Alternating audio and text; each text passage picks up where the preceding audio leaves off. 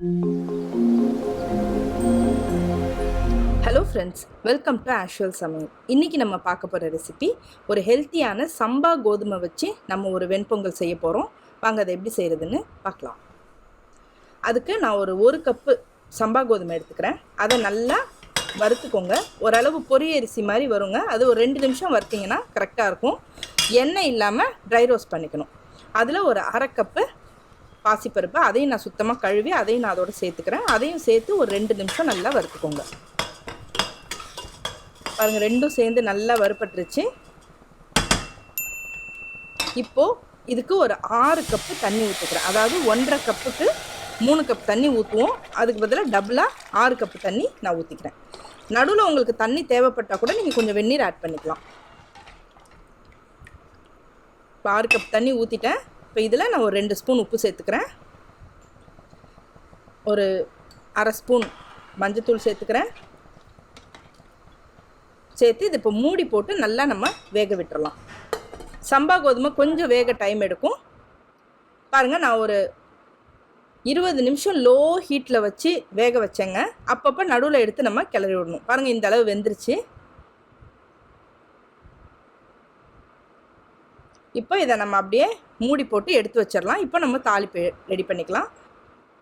அதுக்கு நான் ஒரு 1.5 ஸ்பூன் நெய் சேர்த்துக்கிறேன். நெய் வேண்டான்னா நீங்கள் எண்ணெய் கூட சேர்த்துக்கலாம். நெய் சேர்த்திங்கன்னா டேஸ்ட் நல்லாயிருக்கும். அதில் நான் ஒரு டேபிள் ஸ்பூன் இஞ்சி பொடியாக கட் பண்ணி சேர்த்துருக்கேன். இது ஒரு இன்ச்சு சைஸ் இஞ்சி வருங்க. அதை நல்லா பொடியாக கட் பண்ணி சேர்த்துக்கோங்க. நல்லா பொடியாக கட் பண்ணிங்கன்னா சாப்பிட்றது ஈஸியாக இருக்கும். அதில் கொஞ்சம் கருவேப்பிலை, ஒரு 2 பச்சை மிளகாய் அதையும் கட் பண்ணி சேர்த்துக்கிறேன்.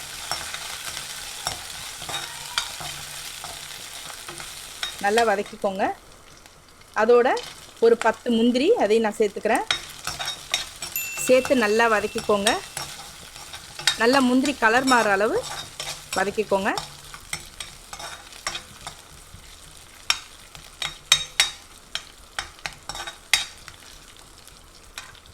இப்போ இதோட ஒரு டேபிள் ஸ்பூன் மிளகு, அதை நான் 1-2 இடிச்சிருக்கேங்க. அதையும் நான் இதில் சேர்த்துக்கிறேன்.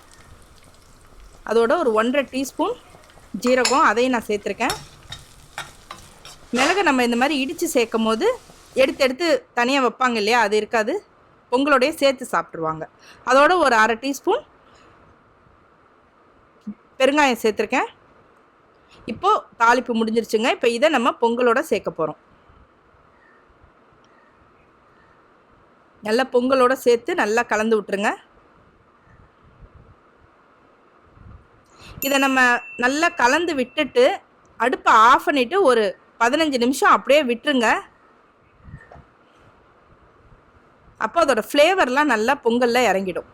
இப்போ இதில் ஒரு டீஸ்பூன் நெய் சேர்த்துக்கோங்க. லாஸ்ட்டாக நம்ம நெய் சேர்க்கும் போது ஃப்ளேவர் நல்லாயிருக்கும். ரொம்பவே டேஸ்ட்டாக இருக்குங்க இந்த பொங்கல். இது சட்னி, சாம்பார், கொஸ்து, காரக்குழம்பு எதோடையும் இந்த பொங்கல் அவ்வளோ டேஸ்ட்டாக இருக்கும். இதை நீங்கள் வீட்டில் செஞ்சு பாருங்கள். இந்த வீடியோ உங்களுக்கு பிடிச்சிருக்குன்னு நினைக்கிறேன். இந்த வீடியோ உங்களுக்கு பிடிச்சிருந்ததுன்னா லைக் பண்ணுங்கள், ஷேர் பண்ணுங்கள், கமெண்ட் பண்ணுங்கள். நீங்கள் ஃபஸ்ட் டைம் பார்க்குறவங்களா இருந்தால் என்னோடய சேனலுக்கு சப்ஸ்கிரைப் பண்ணுங்கள். இந்த மாதிரி நிறைய ஹெல்த்தியான டிஷ்ஷஸ் நான் வீடியோ அப்லோட் பண்ணியிருக்கேன். பார்த்துட்டு உங்கள் கமெண்ட்ஸை சொல்லுங்கள். தேங்க்யூ.